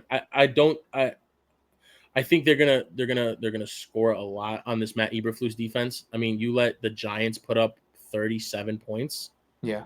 I think the Bears not only need it, but they're gonna get it. For pride. They need to win this game too. I think they're gonna get it only because of the fact that they have so many things going against them, and this has to be the week. I feel like to break out of everything. So it has to be the week. So we'll see, because then after this, you got the Raiders coming up, and I feel like that can be if the Bears are able to win this game in Week 3 against the Cowboys, this is the perfect time to kind of start rolling. So yeah, you go. If you can beat them, possibly beat the Raiders next week, go 2-2 at the bye. You can look at the film. People say an early bye week is kind of like they don't like the early bye week. I think for a team like this is good because you're in a whole new system, so you have some games to look at and see what you're doing wrong and how to fix that early. Yep. And then you can come out of the bye with what you have to fix, what you fixed already that whole week. I know it's a vacation, but you have a whole week to see what your mistakes are and what you can improve on, and then possibly you can come out of the bye 2-2 and try to get it going again. Yep, I agree. All right, next one, we got the 49ers and the Cardinals. Give me the 49ers and Mac Jones. Yeah, I'll take the 49ers too. I think of all the 2-0 teams, I think the Cardinals are the least impressive 2-0 team. They in week 1 they barely beat the Saints, and they almost gave up that game against Carolina last week. Give me the Niners at home for this one. All right, let's roll it. Next one, the Sunday night game. We've got the Chiefs and the Giants. I'm gonna take the Chiefs to kind of bounce back. Yeah, I'm gonna take the Chiefs only because I don't see a world where the Chiefs would start 0-3. Yeah. I mean, I know they're on the road, but give me the Chiefs for this one. Hopefully, Worthy will be back and they can get him going. Yeah. And to end things off, Monday night, we've got the Ravens and the Lions. I'm gonna roll with the Ravens here, man. Same. I'm gonna take the Ravens with this one too. All right. I know the offense for the Lions bounced back last week, but I think the Ravens they're too hot, and the defense will step up for this game. And I just give me the Ravens, no doubt. All right. So real quick, we're not going to hold the podcast up for too much longer, but I want to do something really quickly, and I'm taking a screenshot. And I think once I upload this screenshot, you're going to know exactly what I'm talking about. So let's see if we can get this up here real quick. It's time for fantasy football talk, George. Yep. We love our fantasy football talk. So one thing I want to do is I want to kind of give our viewers a little bit of, fun insight. So George and I, we're in a couple leagues together, but this week, George and I are going to face off against each other. My team in this league is 0-2, dealing with some crucial injuries. I got Purdy out on the IR, or I actually had to drop him because I have Kittle on the IR. We only have one IR spot. So I'm dealing with some injuries. But for the record, Geno, as I mentioned earlier, he's in the quarterback slot. Just know he's gone. So I've got some options. There are some candidates such as for week 3, we've got guys like potentially Sam Darnold, who is facing the Saints, Jake Browning, Carson Wentz, CJ Stroud, Mac Jones, Jordan Love, Russell Wilson, all these teams. So there's some good talent out there, and maybe another guy who I have my eyes on. We'll see, a couple other guys. But like I said, lot of people out there to kind of revamp my quarterback spot. But I'm gonna go ahead and add this, and I want our viewers to take a good look at this once I pull this up. It is going to be the matchup, the screenshot of the matchup between George and I. And this isn't going to show the full bench and stuff like that. So, but obviously these are the guys we kind of have penciled into our starting positions. So I want you guys to take a look. Now, for the viewers here, I want you guys to kind of just go ahead and pick who do you guys think is going to win this matchup. And we may potentially do this. As I said, we're in a league, a couple of leagues together. So we may potentially do this where I'll take a screenshot of my league or of my team. We might do it for both leagues. We might do it for one. We'll kind of see. But I'm going to take a screenshot of mine. Maybe next week when I'm not playing him, I'll take a screenshot of his. You guys, I want you guys to let us know in the comments, whether it's here, TikTok, Instagram, who do you guys think is going to win the week? And not against the opponents, but who's going to score more points between the two of us. Just some friendly competition. And who knows, maybe if you guys guess correctly, we can possibly include a giveaway of some sort. Now, I'm not too sure. We want to test it out. We want to make sure that you guys are interested in something like this. And we could come up with something fun. So, but again, I'm going to start it off. And this is the first screenshot. If we can try to expand this screenshot here. Obviously, like I said, I took us off the screen so you can see. So obviously you got some guys like Geno Smith, who, like I said, is gone. You got Amon-Ra St. Brown, Cortland Sutton, Chase Brown, Chuba Hubbard, Kyle Pitts, because like I said, and Jerry Jeudy, Harrison Butker, Houston defense. He's got Herbert, Brian Thomas, Lad McConkey, Jahmyr Gibbs, DeAndre Swift, Ferguson, McLaurin. So yeah, so you guys got a good look at our squads, and yeah. It's funny how you don't mention. Know. It's funny how you don't mention your boy's record. You said you're 0-2. Yeah, because that's what matters. I'm 0-2. I need this. I need respect. This. I need this. He's 2-0. Respect. He's 2-0. And to be fair, last year he did beat me. He kind of was the one that put the icing on the cake and ended my season. So I got to get my get back, and I need to get back in the win column bad. So, yeah. And so like I said, let us know in the comments, guys. I'm really, really excited to see what you guys think because, like I said, we could start something where every week we're going to talk about who is going to win. And like I said, in the comments, maybe going forward after this week, if this is something you guys are interested in, we'll spice it up and we'll kind of dive in deeper after we kind of see the initial reactions and stuff. But let us know in the comments who you guys think is going to win this matchup between George and I. And like I said, we are in another league. So when that comes up again in the other league, we'll do the same thing. And as long as the responses are good, we'll kind of add some twist to it. And like I said, potentially add that giveaway. But it's going to be a good one, George. So we're going to start things off this week, and good luck to you. So this is a hell week for each of us. This is going to be stressful. I know right after we recorded this episode, because this is on Tuesday, I know I'm logging off and I'm making sure my waivers are put in. So, but yeah, so next topic, man, we're going to talk real quick. George, I know you did some research for this, so I'm giving the reins to you. Give me the 3 best and the 3 worst performances of the week. Real quick, we don't have to talk too much about them. I just want to hear your top 3 performers fantasy-wise and your bottom 3 performers. Yeah. We'll start off with the best performances. Number 1, I have Amon-Ra St. Brown. 39.2 points, 9 catches for 115 yards, 3 touchdowns. Absolutely obliterated the Bears. Nothing much you could say about that. I mean, he was the best receiver this week. He was wide receiver 1 this week for fantasy. Yep. The next one, I have running back 1 this week in fantasy, Jonathan Taylor. 29.5 points, 25 carries for 165 yards, 2 catches for 50 yards, and a touchdown. A lot of people had good weeks this week. James Cook, Devon Achane, Bijan Robinson, but all in all, Jonathan Taylor, I think, scored the most points out of all the running backs this week. He deserves the best performance for running backs. And then we have Tucker Kraft for the tight end position, 24.4 points, 6 catches for 124 yards, and a touchdown on Thursday night. Outshined all of the tight ends this week. And, Zach Ertz had a good week too, but out of all the tight ends, he was number 1. Going now to the worst performances, we have Derrick Henry, 2.3 points, 11 carries for 23 yards.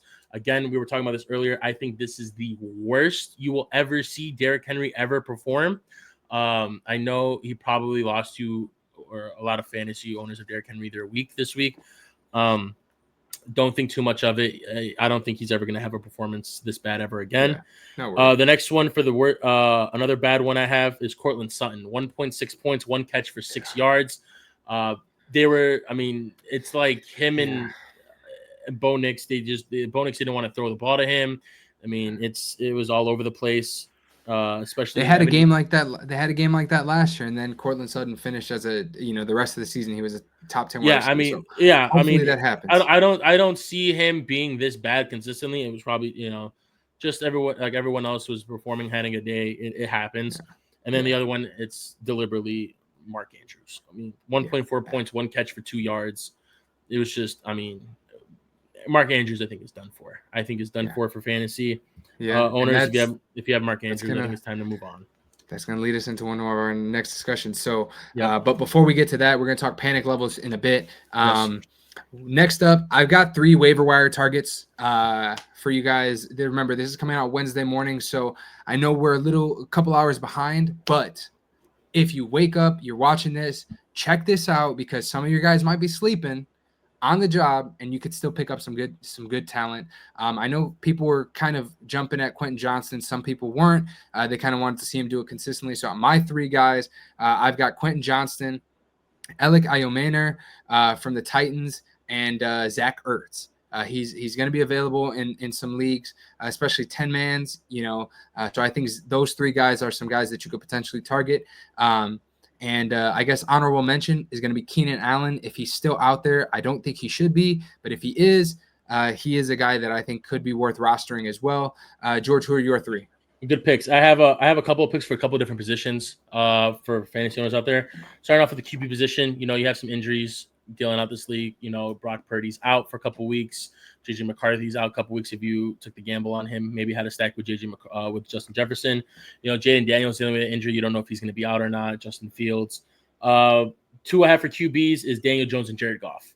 Okay. Nothing much to say about that. Daniel Jones has been performing very well. Jared Goff has the bounce back. Has one of, I think, probably the best performing quarterback this week with the 5 touchdowns.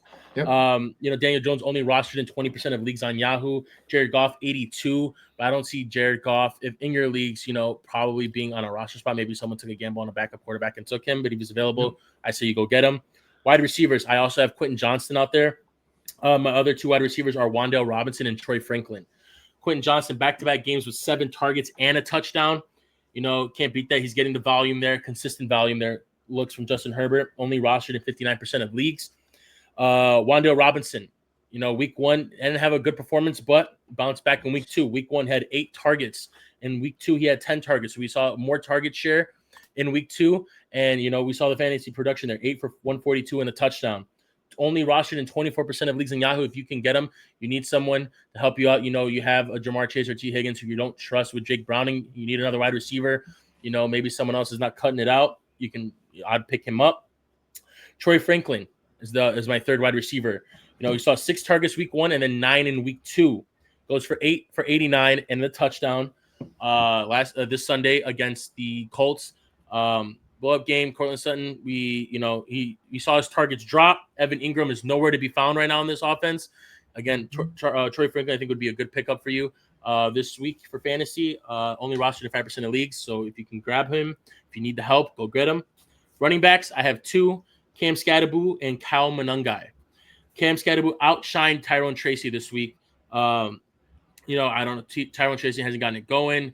We saw Cam Skadaboo have a good production this week against the Giants, even though it was a shootout battle. He still got his reps. I think out-repped Tyrone Tracy too. If I'm not mistaken, he did. Yeah, I think he out-repped him too. He's only rostered in 60% of leagues.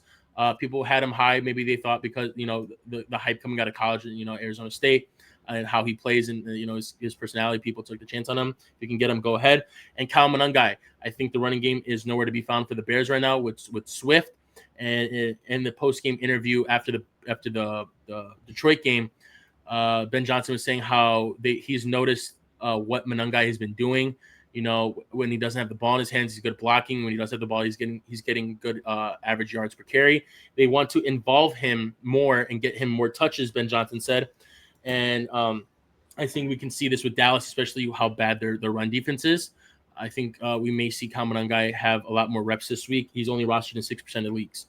And then for my tight end, Jake Ferguson. Last week, he had an okay game, drops the touchdown. This week, we see him have a bigger production. He had 12 targets, 9 for 78. Only rostered 82% of leagues. Go and get him. Before we move on, I just want to go over my last week's waiver wire targets. Number one was Hollywood Brown. Had a good production week 1, no production in week 2. Again, the passing game may be not there for the Chiefs right now because of the struggling wide receivers. I do think going up against the Giants, though, Hollywood Brown will see a higher production, especially with the struggles of their defense, especially what they just let up for Dallas this week. Especially if Xavier Worthy's not there, go get Hollywood Brown. If you can still get him, I would too. Keenan Allen, I also mentioned last week. We see the production there again for him this week. Again, he's Herbert's go-to guy in crucial situations. He's going to get his. Go get it. And then also my last waiver pickup last week was Juwan Johnson. This week he gets the same thing. I think it was also like 11 targets, I believe. Yeah. Finally gets that touchdown that he dropped week 1 because of the good defensive play from the safety. Gets the touchdown, has 19 fantasy points. If you're someone that needs a tight end because you have a Kittle who's hurt right now, or you didn't get the elite ones like Brock Bowers or McBride, and you're struggling right now, or you had someone like a Mark Andrews who's not performing, if you can still get Juwan Johnson, go get him too. He is their main target right now besides Chris Olave. All right. So the next thing we're going to talk about is panic levels. So for this, George, we did it last week. Yep. And we're going to talk real quick. So I want you to just tell me panic or relax. We don't have to dive into it at all. Just want to hear your thoughts. First thing that comes to mind. I'm going to name you 5 names, and you're going to let me know your thoughts. So again, panicked or relaxed after week 2. Let's go. First name, Terry McLaurin. I'm not panicked yet. All right. Travion Henderson. Nope. Omarion Hampton. Nope. TJ Hockenson. Yes. Mark Andrews. Yes. And I do want to give a little bit of an explanation for some of these. I'm not worried about Terry McLaurin. We saw his target share get higher from the first week to the second week. He did sit out all of training camp. He's just trying to get maybe back into that rhythm of playing again. I think you just give him some time, he'll be good. Travion, I mean, we saw Stevenson had a great game last week. If I'm not mistaken, that's his career best game. So if he was eating, you're going to keep feeding him the ball. I don't think it's going to last that type of production from Ramondre Stevenson, so I'm not panicked on Travion yet. Omarion Hampton, I'm also not panicked on. He's just a rookie trying to find his groove. Like, it's his second game in the league. He's still trying to find like his way in. I'm still giving him some time. I am panicked on TJ Hockenson because of how bad that O-line is. We saw JJ get hurt. He's not getting the ball to him. Justin Jefferson is barely getting the ball. None of these receivers are barely getting the ball right now. I think what worries me the most about Hockenson too is that he's not getting the ball with no Jordan Addison. If Jordan Addison comes back next week, maybe that helps out a little bit. But like even Justin Jefferson is barely seeing any production right now because JJ McCarthy. They're running the ball a lot. Mason's having good production. Aaron Jones is out right now with a hamstring. They're just relying on the run right now, and most of the time McCarthy's dropping back to throw the pass. He's under pressure or getting sacked. So I'm panicked on that. And Mark Andrews. There's really no explanation for that. He's not the same as he once was. He's getting the ball maybe once a game thrown to him. I think once Isaiah Likely comes back, he's officially just a blocking tight end, and Isaiah Likely will step up and get more of that target share. So I am panicking on Mark Andrews right now if I have him. All right. I'm going to Terry, I'm a little bit panicked on just because his lack of involvement. Travion, I'm not worried on. He lost the snap count to Ramondre Stevenson, but I think they were just riding the hot hand. Hampton, I just included him because he got outsnapped and really outplayed by Najee in game 2. Yeah. I think, again, he's a rookie. I think he'll kind of work his way back into that role. Hockenson, very panicked on. And Mark Andrews, it's like red alert, sound the alarms. Very, very scared with Mark Andrews. don't seem to go to him anymore at all. So high alert for those guys. And then some of those guys, can just relax. The rookies, especially, take it easy. They're going to be worked in eventually. It's not, we saw what last year, Bucky Irving really kind of didn't take over until later in the season. So don't panic just yet on those guys. But some of the other guys. Saw the same thing with Jahmyr Gibbs' rookie season. We didn't see much because they were relying on Monty, and then he started picking it up as the season got on. Yep. So I definitely say for those guys, wait and see for those rookies. But some of those other guys, might be time to hit the drop button. So the last thing, we're at an hour 40. I've loved this conversation, George. We've been killing it lately with the content. And what better way to end the podcast with the podcast parlay? So I know you've got some legs. I've got some legs. We're going to keep this to like 5 or 6 legs max. The only thing is, guys, so we're going to actually post this video, the clip of this video, probably on Saturday. I'm going to update the odds on this podcast parlay. Because obviously right now on FanDuel and some of the other apps, the lines for some of the props aren't available yet, but these are just things that we're kind of thinking of, whether it's spreads or money lines or touchdowns, things like that, just based off matchups. So George, I'll let you give your first few legs and then I will add in mine. Yeah. And then, like I said, Saturday, I'll post this clip, maybe even Sunday morning. Just so while you guys are in that mode, you can lock this one in too. So George, let me hear your legs. So I created 2 here. The only reason I created 2 is because some of the legs aren't up yet for the Sunday game. So to leave our viewers not on empty hand and waiting, I created a Thursday night parlay, so you can lock that in tonight if you want, or wait till tomorrow. Okay. I mean, tonight for Wednesday players, or Thursday before the game starts, because the legs are up yet. The lines are up for all the players. It's 4 legs plus 340, 343. $10 wins 34. I have James Cook anytime touchdown against this Miami defense. I mean, we just saw what Ramondre did last week against the Dolphins, and we saw what James Cook did last week against the Jets. He had an amazing game. So give me Cook anytime touchdown, along with the James Cook 60+ rushing yards. Okay. I think they're gonna clear this line. Dalton Kincaid 20+ receiving yards. I think he is good for this. He hit this last week, no problem. Believe he hit this in week 1. I'm not too sure. And then the last leg, I have Bills minus 9.5. I think they win this game by 30, to be honest. But give me Bills minus 9.5, bringing the total to 4 legs plus 343, 10 to win $34. If you're, that's like small unit size, depending on what your unit is, you can bet however much you want. These are the 4 legs that I am most likely confident that it's going to hit 100% hit rate on this. All right. So for me, I'll give you I got 2 legs for Sunday. First things first, I'm going to go with, give me Bijan touchdown. Might not be the sexiest pick, but I'm going to go Bijan touchdown against the Panthers. And for my second leg, I'm going to go Bucky missed out this week, man. Give me Bucky Irving for a touchdown too. So I'm going to go 2 running backs, touchdowns. And then George, what you got? I know you got a few. Yeah, I got a few. I have 3 legs. So if you want to put these together, I really recommend, because I love those 2 picks that you just gave. Mine aren't player props. They're spreads. Give me the Packers minus 8.5. That's their line right now. I don't even think the Browns are going to put up any points in this game, to be honest with you, the way this Packers defense is looking. Give me the Packers minus 8.5. I would even take this on a solo bet. I would take a minus 14.5 if I was just a betting man, which I am. Give me Falcons minus 5.5 against the Panthers. I think the Panthers did look good against the Arizona Cardinals, but I think the divisional game, I think the Falcons have a way better defense than the Arizona Cardinals, and we just saw what happened against the Vikings this Sunday night. Give me 5.5 give me the points for the Falcons, and then this one is going to be a sweaty one. It might not be the pick that a lot of people were looking for, but I think this has a really good chance of leaning one way, what we predicted, and I like this bet right here. Give me the Rams plus 7.5 against the Eagles. I think the Rams are red hot. The Eagles, they're winning. They're 2-0. They had a potential chance to lose that game against the Chiefs, who have no offense right now. You see Travis Kelce dropping the ball. Patrick Mahomes is like running around 70 yards rushing per game now. Give me the Rams plus 7.5 on this one. Okay.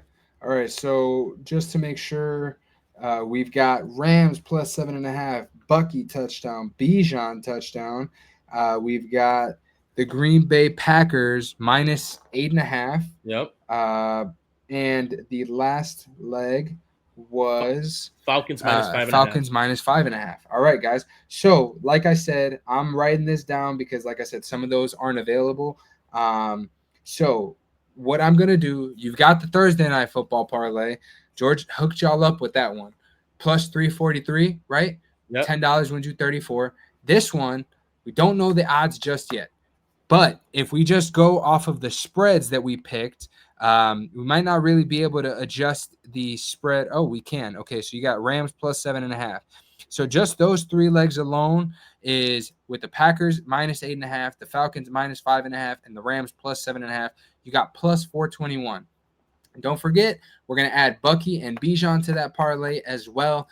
So you're probably looking at something where it's probably 5 legs plus 900, 800, some maybe even higher around there. So Saturday, Sunday, be on the lookout for that clip as we get that posted with the final odds for that parlay.